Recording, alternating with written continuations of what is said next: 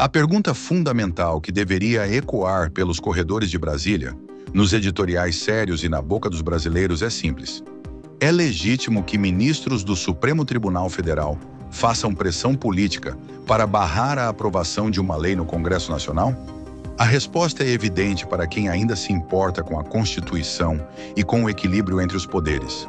Mas, para a surpresa de ninguém, setores da elite política e parte da imprensa militante seguem fazendo de conta que está tudo normal.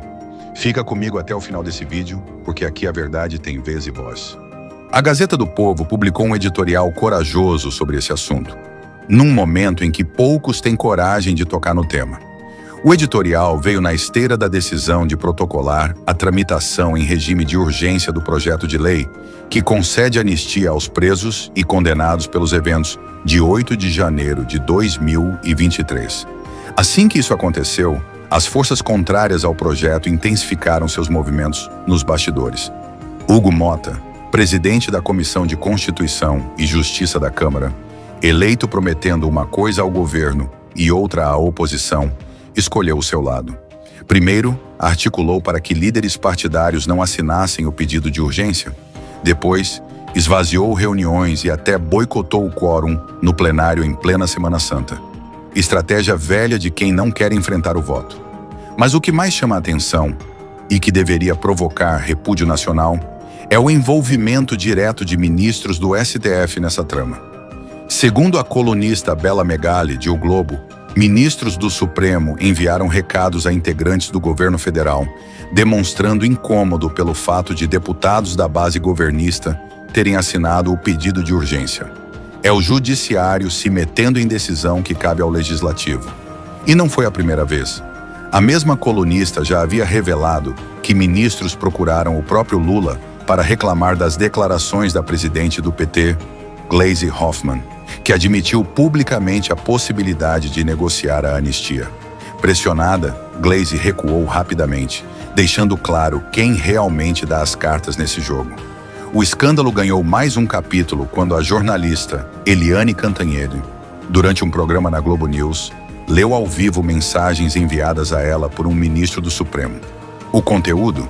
Perguntas retóricas que ele queria que ela fizesse no ar para constranger deputados favoráveis à anistia.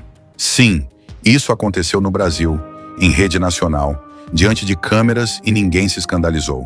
A Gazeta do Povo foi direto ao ponto. O nome disso é atuação político-partidária.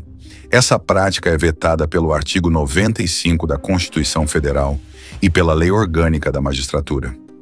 Ministros não podem fazer articulação política, pressionar deputados ou enviar recados pela imprensa. Caso contrário, estariam sujeitos à perda do cargo. Mas o problema é que, no Brasil, quem deveria fiscalizar o Supremo é o próprio Supremo, já que os ministros não se submetem ao Conselho Nacional de Justiça. Ou seja, as punições jamais acontecem. Há ainda a possibilidade de impeachment, previsto na Lei 1079, de 50, que trata dos crimes de responsabilidade cometidos por ministros do STF. O problema? O Senado Federal, responsável pelo julgamento, está paralisado sob a presidência inerte de Rodrigo Pacheco, que finge não ver o que acontece. Pior do que a ação indevida dos ministros é a naturalização desse comportamento. A imprensa militante e boa parte dos formadores de opinião tratam essas interferências como se fossem normais. Nenhum grande veículo questiona abertamente a legitimidade dessas pressões. Pelo contrário, há jornalistas dispostos a atuar como mensageiros de ministros, transmitindo ameaças e recados políticos sem constrangimento. Esse comportamento viola um dos princípios mais elementares da democracia: a separação entre os poderes. O judiciário não pode se transformar em ator político, muito menos interferir em projetos de lei em tramitação. Mas no Brasil atual, ministros do Supremo agem como líderes partidários, ditam as regras do jogo e decidem o que pode ou não ser votado.